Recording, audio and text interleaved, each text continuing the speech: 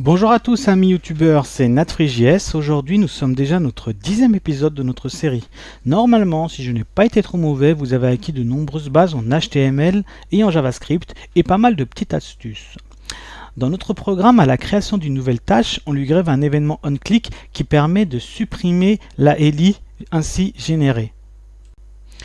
Le problème, c'est qu'avec le local storage, quand on récupère notre liste, ces événements disparaissent vu qu'on ne récupère que le code HTML sous forme inner HTML. Vous voyez, on va actualiser notre page et nous avons déjà un premier bug.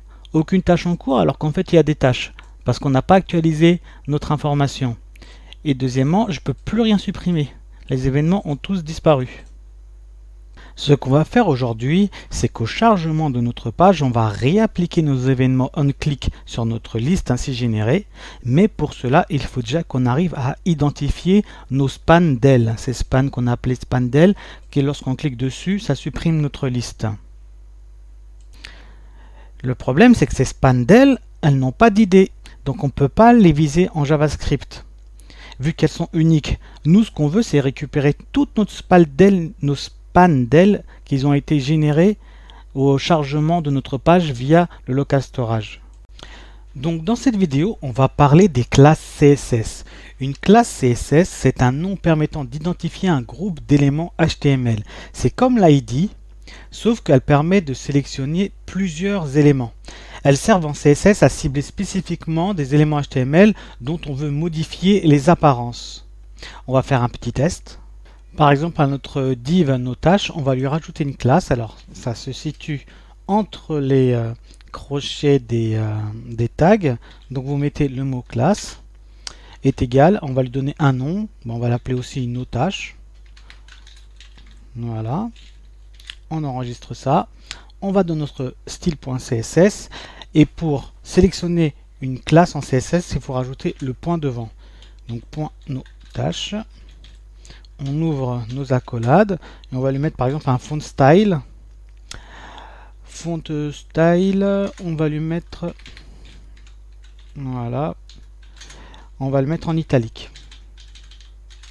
On enregistre ça. On réactualise ma page. Donc vous voyez directement, ça nous a mis en italique notre tâche. Vu que notre classe s'appelle NoTâche, ici, on pourrait même plutôt l'appeler par exemple italique.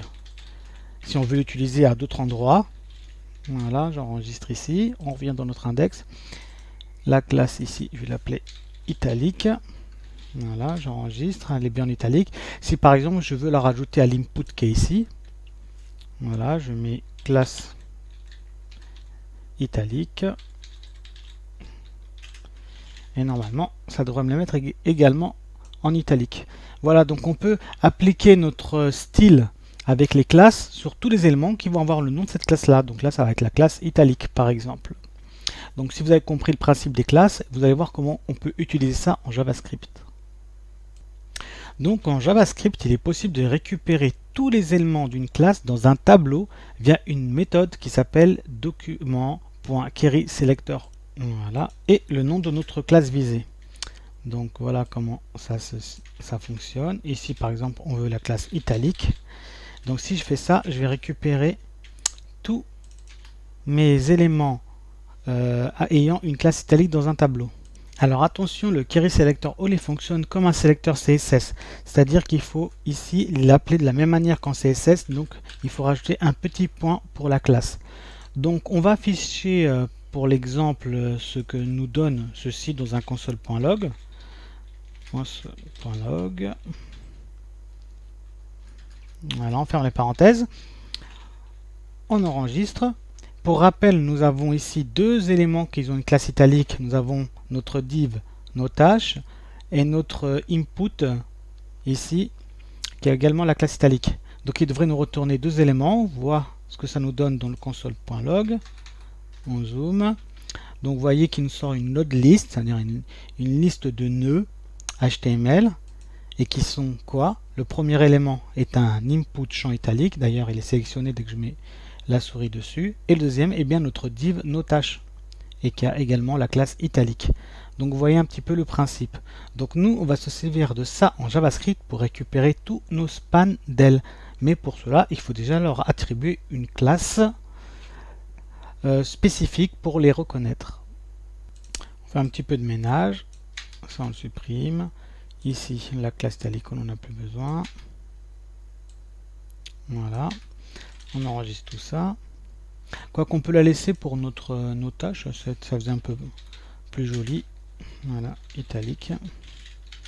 Voilà, ça fait un peu plus propre. Donc, et on revient dans notre script. Donc la ligne qui nous intéresse est ici, lorsqu'on a créé notre spandel ici, création d'un span élément, on va lui attribuer un nom de classe. Pour ajouter une classe en JavaScript, c'est pas très compliqué, on va utiliser les méthodes classList. Donc voilà comment ça fonctionne. Nous en avons 4. Donc on met notre élément, on rajoute .classList et nous avons la fonction add. On rajoute le nom de la classe qui permet d'ajouter une classe, remove qui permet de la supprimer, replace qui permet de remplacer une classe par une autre classe, et une très pratique qui s'appelle toggle qui elle, si la classe est présente, elle la supprime, et si la classe n'est pas présente, elle l'ajoute. Elle est vraiment très pratique et peut-être qu'on l'utilisera dans ce tuto. Donc nous on veut juste rajouter une classe, on supprime ce qui ne nous intéresse pas. L'élément concerné c'est celle qui s'appelle spandel, et on va lui mettre un nom de classe qui sera delete par exemple.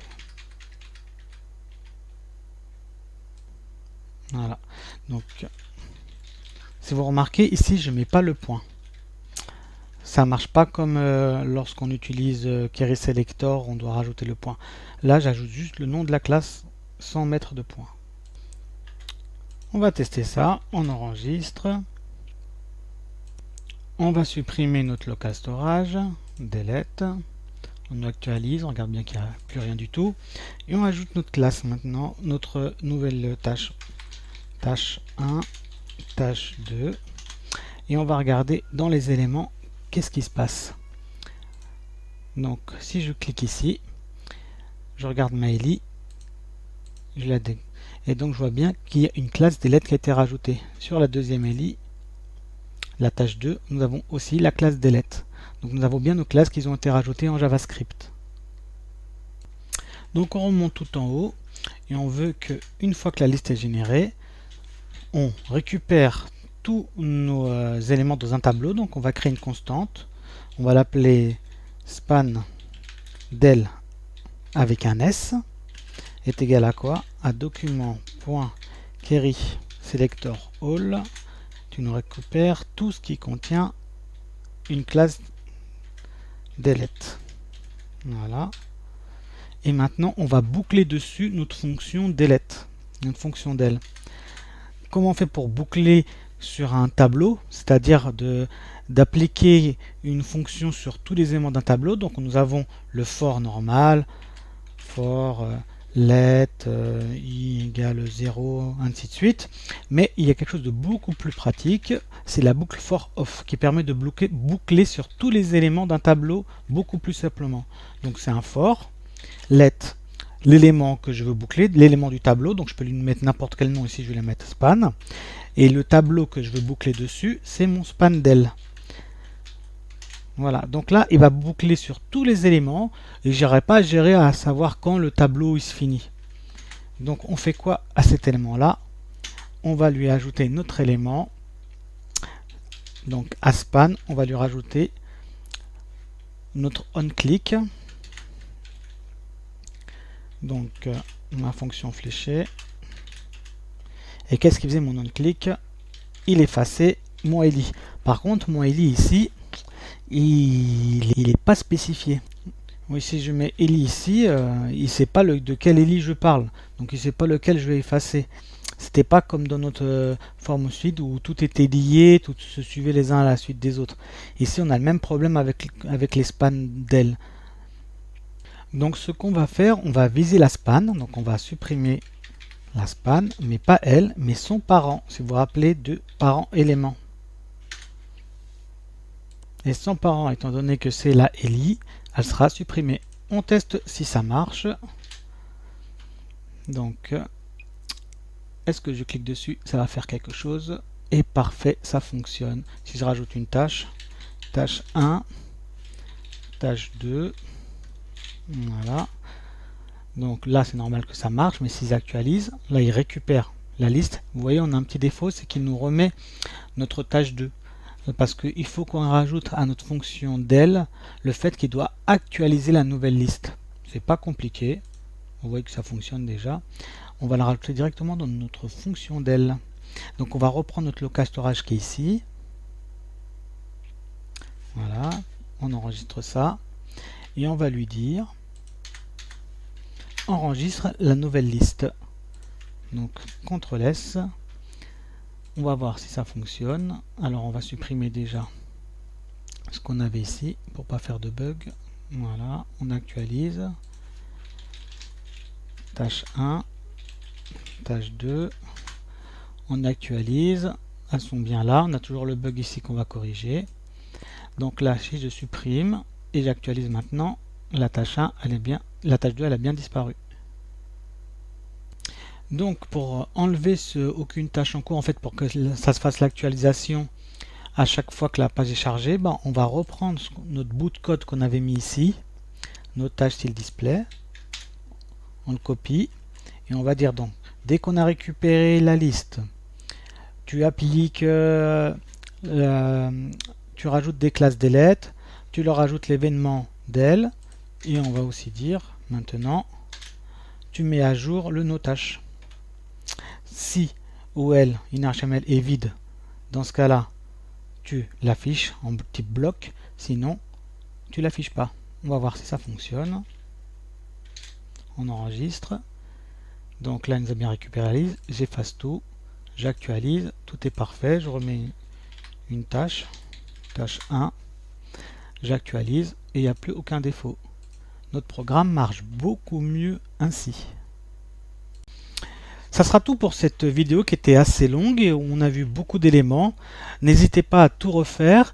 Tous les fichiers sont disponibles également dans la description et sur le GitHub si vous voulez faire les tests directement avec mon fichier fini.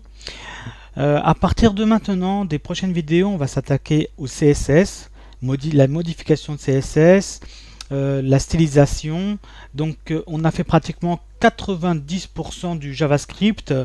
On n'aura que des petits détails à rajouter par-ci par-là, mais là le programme il est déjà fonctionnel, les données sont enregistrées, tout se met à jour en temps réel. Nous avons vraiment quelque chose qui fonctionne et qui n'a pas de bug. On corrigera quelques petits bugs encore la prochaine fois, c'est pas des gros bugs, mais c'est pour que le code soit plus propre. Et voilà, on avance doucement. Donc je vous dis à bientôt pour la prochaine vidéo.